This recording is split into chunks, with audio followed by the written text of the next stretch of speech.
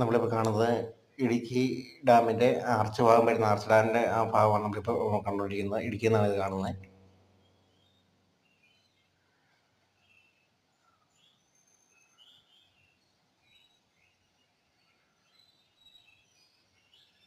Idukki dam എന്ന് പറയുമ്പോൾ ഇടുക്കിയും ചെറുതോണിയും കുളമാകുന്ന ചേരുമ്പോഴാണ് Idukki dam ഉണ്ടാകുന്നത്.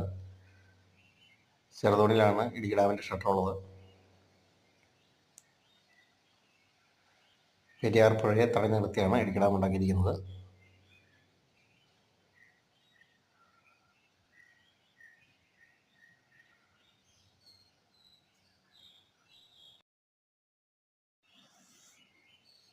ഇത് ഇടുക്കി ഡാമിന് വെള്ളം കയറി കിടക്കുന്ന ഭാഗമാണ്. കാലുപേരിമൗലി എന്നുള്ള വ്യൂ ആണിത്.